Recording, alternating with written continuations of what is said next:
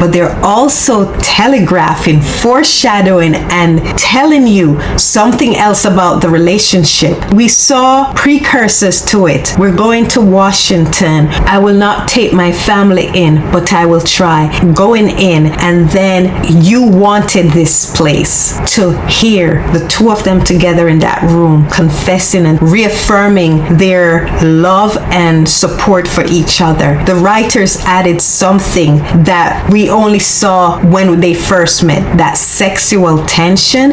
They brought it back because, one, they're getting us ready for what's to come. That yes, these people are in love, and it's a deep abiding love, and it's not platonic, because the looks the actors, especially Andrew Lincoln, was giving from Rick to Michonne, that was purely sexual. That look was full of desire, but they did something else in their actions. Writers and directors use this a lot. They use objects to symbolize something, and this was the gun. They use the gun as a foreshadowing or a projection of what these two characters are feeling. We're hearing the love, but there are other characters that love each other. Daryl and Carol, which are platonic love. Sasha and Maggie, a platonic love, a sisterly love bond. This is not a platonic love, and they showed it to you without them saying I love you and falling into bed. And they use symbolisms. They use the gun. Rick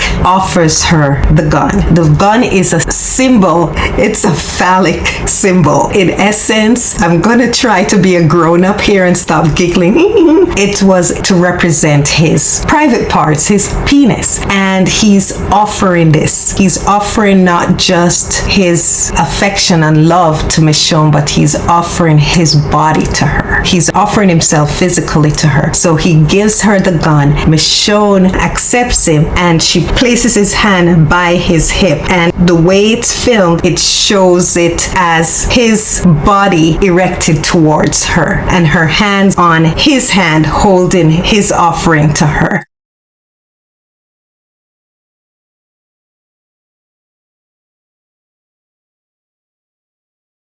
It's foreshadowing for us that yes, this is love and this is sexual. They have great romantic love for each other, deep abiding love for each other, and this is sexual in nature. It's romantic. It's a foreshadowing of what's to come. They're defining the characters, they're defining the relationship between the characters, and they're telegraphing, they're telling the audience, yes, what you're seeing is actually what you're seeing. And they use the gun as a phallic symbolism to what's going on between the characters sexually, but they're not consummating it. Rick is waiting for Michonne to give him the green light, and once she does, he's gonna pounce. This love in your tender embrace, like a melody that time can't replace. And what we're gonna see that happen, right? He was just waiting for the opportunity. Even in that, how Rick was just waiting for the opportunity. What happened? He took the relationship from second gear to 10th gear. Is there anything such as a 10th gear? I don't drive stick shift. I know there's first, second, third, fourth. So maybe he takes it from 2 to a 4 immediately. And then he even goes on to reiterate to Carl that this is different. What do you mean it's different? So what did we see with Rick and Michonne? He just right away claimed her. He claimed her intimately. He claimed her publicly. He immediately exhibited PDA in front of the whole group. He was declaring to everyone, this is my woman and I love her. So he immediately showed her off to everyone, showed off their relationship to everyone. Public display of affection. He never looked back. He went full throttle. He immediately brought Michonne to his room. Remember, Michonne had a different room. We saw her in that room. Michonne was never back in that room again. Rick claimed her. If Michonne wanted to wiggle out, she was not getting out. She was not getting out of this. Rick is like, I've waited forever. There's no way. So he claimed her publicly to his kids, to his group. He was immediately showing her public display of affection. He moved her into his room. I don't even think she was allowed to. He brought her into his his room and she never left. She couldn't leave. There was no hiding. He went full throttle immediately, was with her. If he tells Carl it's different, that means the opposite, right? If this is how Rick is with Michonne and he's saying to Carl it's different with someone else, that means he was not like that with whoever he said it was different with. And you have to remember, and I said this to you, and I don't know if you guys caught it, Rick got trapped into that relationship, whatever relationship that was. It was reluctant because he was not chasing Jesse. He was chasing what Jesse represented. He was using Jesse to try to resolve a trauma in his head, a guilt in his head. So he was using not just Jesse, he was using Pete, he was using these people. But this is the trap that Jesse laid for him. Jesse said, am I the only one you would do this for? What she was asking, and Rick saw what she was asking him, and he was not happy with that question. He looked away. He was like, you get what I'm saying? He didn't want what Jesse was telling him. She wanted in return for him to do what he wanted to do, for him to take care of Pete. She would not give him permission unless he agreed that he would be with her in the way she wanted him to be with her. So that was what that question was about. And Rick lied. He lied and he looked away because he wanted more than anything the thing that was driving him, his guilt, and he wanted to do over that scenario using Jesse and Pete. And he wanted her to give him permission to do just that, and she would not give him the permission unless she had a backup. If you're going to take care of Pete, who's going to take care of me and the boys? I'm going to be alone. Would you do this for anyone else? So Rick reluctantly said, no, I wouldn't do this for anyone else. He didn't jump at it. He wasn't eager about it. Watch that scene again and you'll see him prevaricate and then give into it because he knew what she was asking. And then when Pete got taken care of, he had to live up to that bargain, and he did it, but it was very reluctant. If you watch Rick's body language, he didn't attack. He didn't go in for it. It wasn't gusto. As I tell you, when Michonne gave Rick the green light, he jumped in. Rick didn't jump in this situation because this woman was not who he wanted. The woman who he wanted wouldn't give him the green light. Jesse wasn't even a backup. It was just he got himself caught in that trap. He got rid of her husband. He got rid of those kids' father. And then what role do you see him playing? It wasn't, I got rid of him. Yes, this family's mine or whatever. Watch it. We're going to watch it together. So I'm going to point it out to you. He got himself into a trap he couldn't get out of. So whenever he was dealing in the real world, when he was not caught up with his ghosts, chasing ghosts like he was chasing that ghost of Laurie all around the prison and the prison yard, when he's not in that mindset, he's not gung-ho about Jesse. I'm telling you, he's not. And I'm gonna show you. And even things she did towards him, he didn't reciprocate. Versus if Michonne does it to him, he immediately reciprocates. I'm gonna show you a few instances in the episodes to come. There's another thing that I wanted to discuss. It was a statement about respect that Nor made, and I can't remember exactly what it is. And I had discussed it, and I don't know if it's in the live.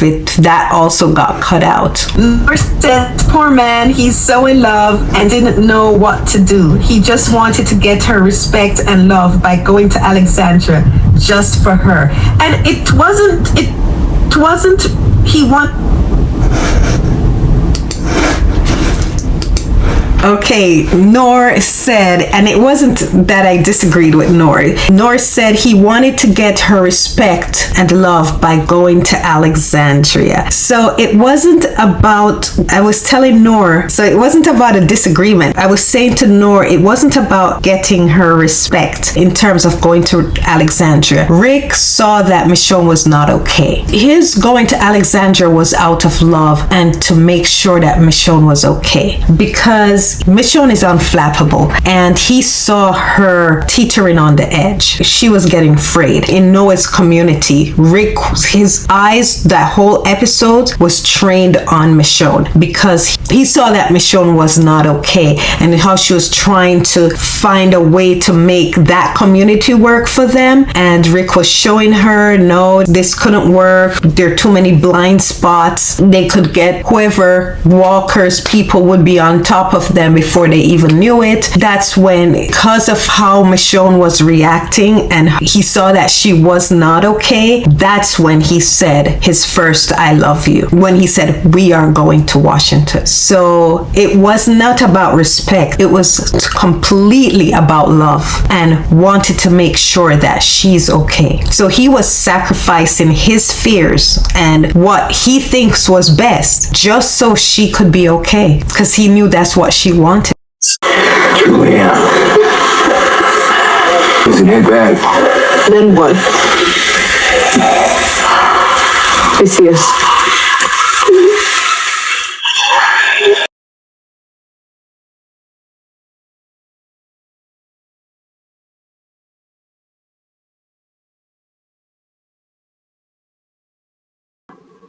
There's some garbage bags in the garage.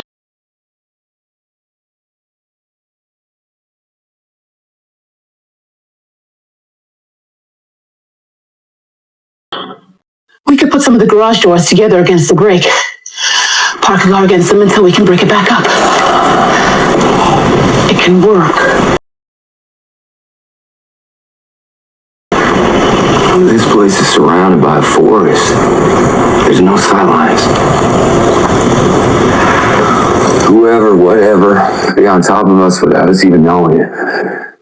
That's probably what happened. That's what happened to us. We could start taking down the trees. We use them to build the walls up.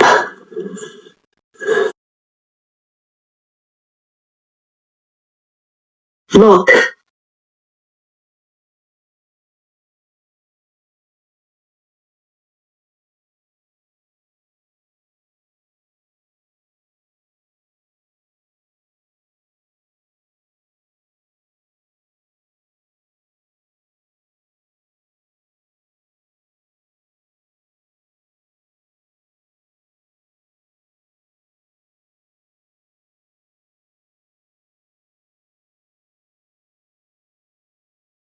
Doesn't matter. What?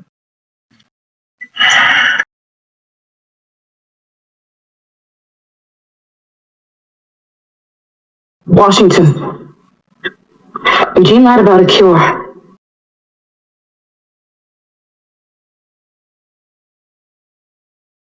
What if there are people there?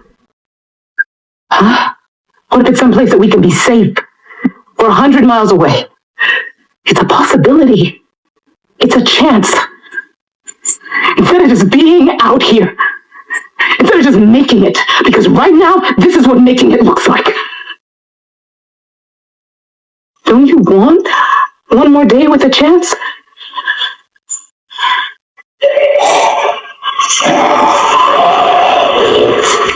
We should go.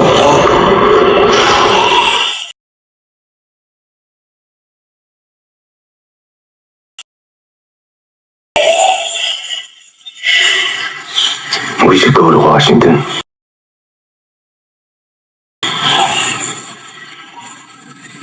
If he gave her what she wanted, maybe she'll be okay. So it was not about respect. Where the respect part came in was when he thought he was losing her respect, when she was in the room with him after the fight with Pete. That's when he was worried about her not respecting him. Going to Alexandria wasn't about respect. It was about love and taking care of her, making sure she was okay. So I just wanted to explain that. I did discuss it in the live, but I saw that it got cut out along with my reaction to Rick and Michonne in the room. And then I also discussed the scene afterwards. Let's continue. Rick is looking at the machete. And you're gonna find yourself in a place where it's like how it used to be. And if you let too much go along the way, it's not gonna work. Cause you're gonna be back in the real world. This is the real world, boy. Nah, this is a nightmare. The nightmare's end.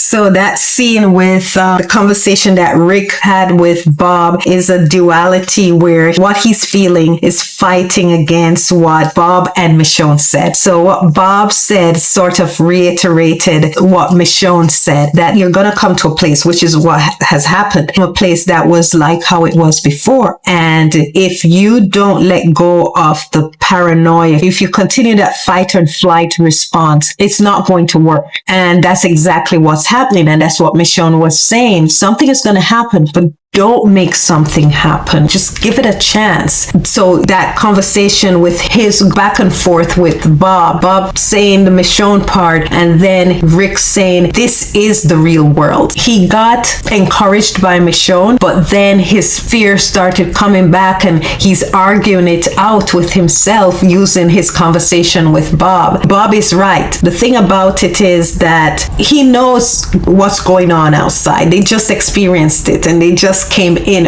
out of it, and so it's not ended just because they're in this little cocoon. But what are you surviving and fighting for? You're surviving and fighting to live, right? So Bob is saying there has to come a point where you tamper down the fight. That has to come down, and there has to be some kind of equilibrium at some point, because if you're only fighting and surviving, there's no living. And the opportunities that you get to live, you can't if you're in that fight or flight mode. You have to let go a little. You have to let go to embrace life, to embrace living. Like you're in this right now, in this little slice of taking a breather in Alexandria. It doesn't mean you put your guard down. You have to go swing on the other side of the pendulum like Michonne, who's put up her sword as an ornament, because the real world is still out there. The zombie apocalypse is still there. So you may need that sword. So put it aside, your weapon, put it a place that you can snatch it if need be. But you have that little breather. You see, even that conversation with Rick and Michonne, they could have progressed further at that point. But because of where he's still in that fight or flight mode, yeah, he's telling her he loves her and everything, but it still would not have worked because of his fighting to not relax a little. And I did the analogy in the live. I don't know if it survived the live, about a hormone we have in our body, cortisol, a hormone that gets released when we're in a fight or flight response. So what happens? We're in danger. We need to fight or we need to run, right? What does that need? We need our muscles pumping and going, and we need to run fast. Our heart beats faster to pump more blood to our muscles and brain and lungs, so we get more oxygen, because those organs need oxygen for energy to work at their optimum. Cortisol allows all of that. Now imagine if you're not in a fight, or you don't need to run away from something, and we're sitting here and I'm just relaxing and doing my reaction and talking to you, yet my cortisol is at a high level and causing my heart rate to go fast, my blood pressure goes up, and I'm in a relaxed state. That's causing wear and tear on my vessels, my arteries and everything that the blood is pumping through. That's eroding it, and that can later cause blood clots and everything, cholesterol, whatever, to stick in that eroded area, which would cause clot, which could end up giving me a stroke later on. My blood pressure is so high, I can get a hemorrhagic stroke. So I'm just trying to show you that there's a time for everything, and that's what Bob is trying to tell him. You have to know when it's right to fight and flight and when it is to pull back a little and live. And he's not giving himself that opportunity, that chance to live. That doesn't mean you're not cautious, you're not aware, but he's in constant fight mode. As he told Michonne, I feel like I'm in the boxcar at Terminus. He was having that conversation with himself, and then he sees the gate open, the gate that Gabriel left open carelessly, because he too is caught up in his head, going through his PTSD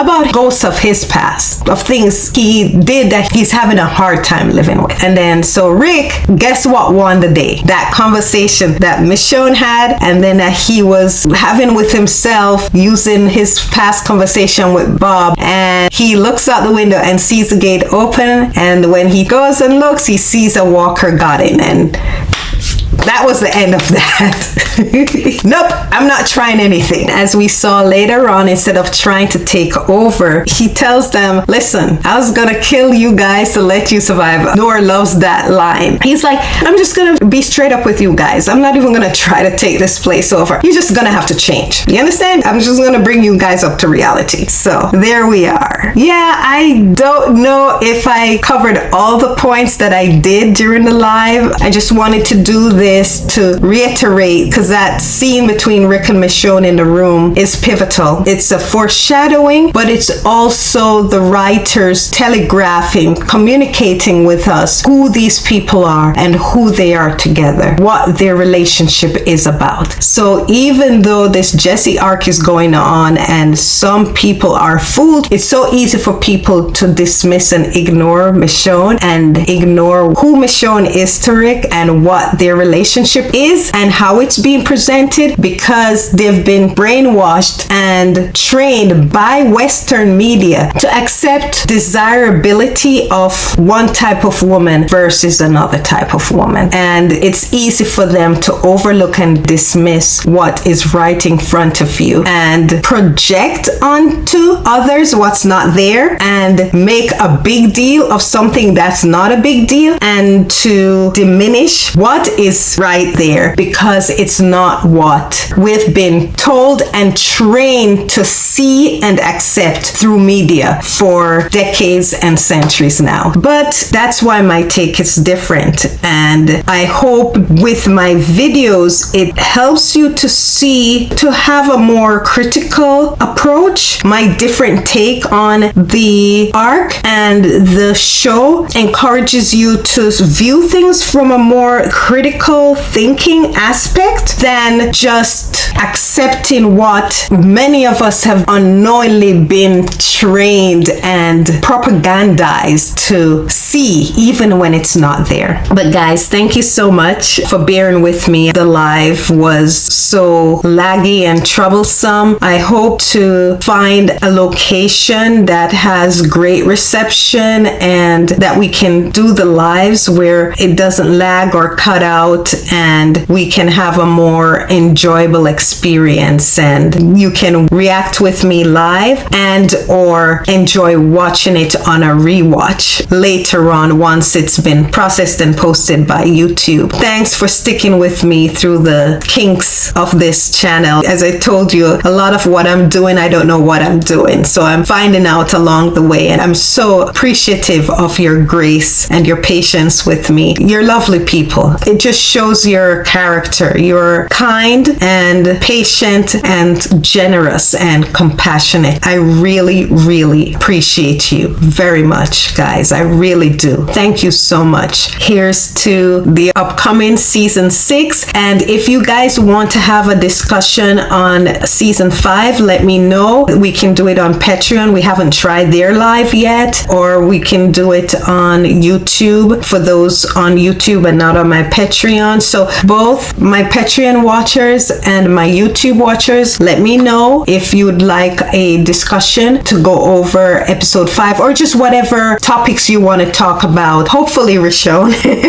we can just have a good old discussion on our favorite couple and points throughout the different seasons or this season, whatever you want to discuss. Just let me know and we'll try to arrange that. But again, I do have to find a good location where we don't have these lagging issues so we can have a more enjoyable experience. Anyway, thank you. Have a wonderful rest of your week, guys, and take care of yourself. Bye.